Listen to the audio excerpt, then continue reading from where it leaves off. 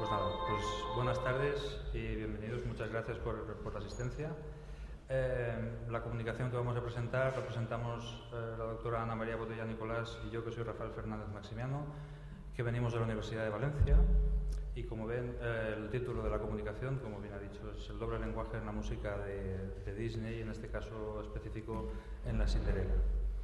Bien, decir en primer lugar que para desarrollar esta presentación pues tengo una presentación de PowerPoint, unas diapositivas, y voy a explicar cuál es la estructura. En primer lugar voy a hablar del el grupo de recerca interdisciplinar en educación musical, artística y literaria, GRIEMAL, que es el grupo al que pertenecemos tanto la doctora Botella como yo, y que venimos desarrollando en los últimos años un trabajo basado en la investigación interdisciplinar. Entonces, básicamente venimos desde el año 2012, que hicimos nuestra primera presentación, el primer trabajo, que fue un trabajo que realizamos en Roma en una conferencia sobre la Cenicienta como texto de cultura. Y básicamente nuestros intereses están basados en la ópera, en el cine y en la animación como elementos multidisciplinares y elementos que podemos aprovechar esta interdisciplinaridad, buscar la manera de trabajar de manera interdisciplinar, valga la redundancia, dentro del aula, tanto del aula de la universidad como el aula de secundaria como el aula de primaria. Y en esto van dirigidos nuestros últimos trabajos. Desde el 2012 pues venimos presentando algunos trabajos al respecto. Bueno, esta fue la presentación que hicimos en Roma, fue la comparación o establecer el paralelismo entre dos obras musicales de La Cinderella, una de Disney y otra de Rossini, y buscar, aquí es donde empezamos a buscar esta temática del doble lenguaje que apareció claramente en los dos casos.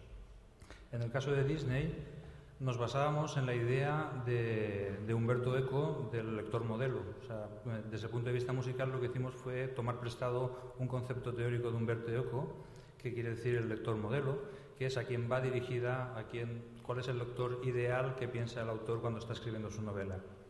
Esto en la literatura infantil se traduce que tiene que existir obligatoriamente un doble lector modelo, puesto que en la literatura infantil siempre hay un acercamiento por parte de un adulto. O sea, el niño siempre se acerca a la literatura infantil con un mediador, con un lector mediador. Lo cual implica que el autor de literatura infantil, y en este caso nosotros hacemos el paralelismo con el cine de temática infantil, siempre tiene en mente el satisfacer, digamos, dos nichos de mercado diferentes, el de los adultos y el de los niños. Bien, en este caso, esta va a ser la estructura de nuestro trabajo. Pues una vez explicado lo que trabajamos en GRIEMAL, algunos trabajos del grupo, después realizaré algunas partes del análisis que hicimos sobre La Cinderella de Disney y las conclusiones a las que llegamos. Bueno, en esta idea del doble lector modelo podríamos poner a la Blancanieves como la heroína anterior a la Cinderella, que como vemos es un dibujo absolutamente, podríamos definirlo casi como una muñequita de porcelana, donde la sexualidad o las formas femeninas están más bien insinuadas, aunque no demasiado remarcadas. Y esto choca muchísimo con las heroínas posteriores de Disney, que como podemos ver ya son de una sexualidad más evidente y dirigidas claramente a un público muchísimo más adulto. Vemos algunos ejemplos, tanto el tratamiento de la cara como de los labios como del cuerpo, etcétera, sin abundar demasiado. Esto nos hizo pensar que si tanto en el terreno gráfico como en el terreno literario aparecían tramas y subtramas dirigidas a diferentes públicos, a públicos claramente adultos y claramente niños que van juntos al cine, pues pensábamos que quizá podríamos hacer un análisis de la música a ver si también se cumplían estas condiciones. Bueno, y aquí es donde nos planteamos estos objetivos. En primer lugar, analizar la música de la película de La Cinderella y después hacer un contexto de esta música con lo que se componía en la música contemporánea de aquel momento y a ver qué posibilidades. Realizamos para ello una metodología de análisis, en primer lugar cualitativo, basado en el análisis documental y en el estudio de casos. Con una revisión bibliográfica profunda de lo que había sido la producción de Disney, la producción de bandas sonoras hasta el momento y con lo que era la contextualización del objeto, o sea, ver qué músicas se estaban editando al mismo tiempo que se estrenaba la película de Disney en Estados Unidos, y ver las posibles conexiones que podría haber con esta música y si realmente había una especie de ósmosis entre estas dos en fin, entre el cine de Disney y la música contemporánea.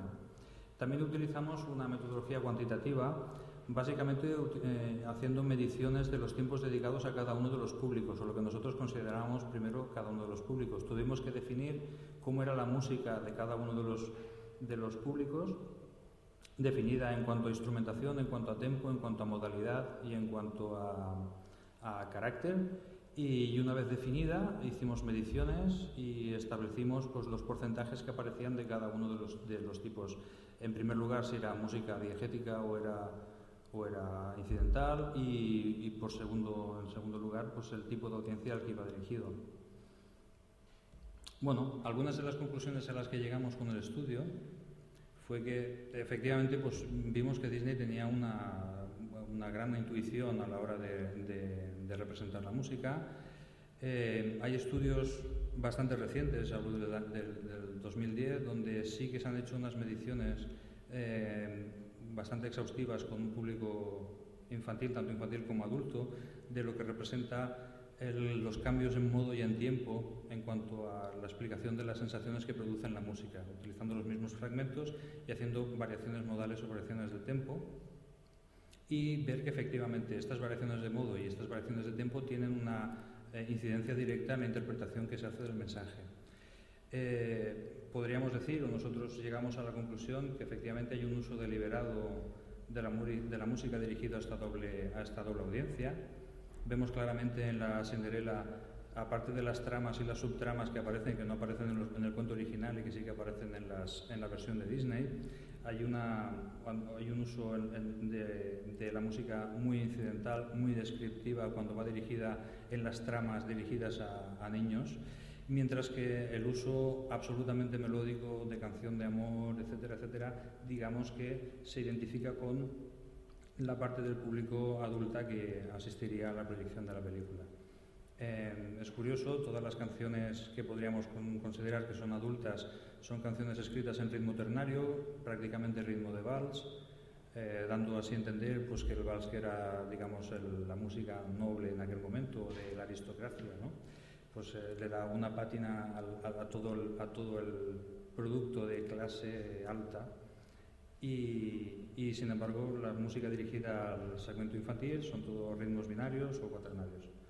Bueno, también tenemos que decir que aunque en los cortos Disney sí que utiliza la música contemporánea, las músicas populares urbanas del momento, pues sería el swing, el jazz, etc., en las músicas de largometraje hasta este momento todavía no han aparecido las músicas populares urbanas. Digamos que considera un atrevimiento demasiado grande para un producto dirigido a un público, como aseveramos nosotros, muy WASP, ¿no? Muy del mainstream de la sociedad americana del momento. La música es prácticamente, la influencia de las músicas populares urbanas es prácticamente nula. Hay que decir que hay un estreno de una Cinderella musical en el contemporáneo y alguna película también, y con un carácter muchísimo más avanzado, un poco más transgresor en este aspecto. Y por último, hablaríamos de las perspectivas que nos da este estudio, las perspectivas de futuro. Pues en realidad uno de nuestros propósitos era intentar tener una visión desde el punto de vista multidisciplinar, aunque aquí solamente hablé de la música.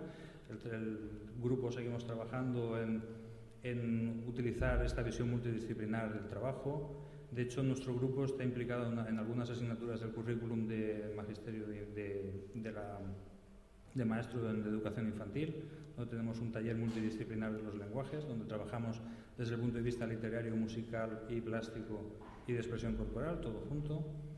Bueno, nuestras perspectivas de trabajo también es ver cuál es el uso de la música en los productos audiovisuales respecto a la educación, y nuestro último propósito sería el diseñar una herramienta de análisis para otras obras y utilizar la ópera básicamente en el trabajo en el aula.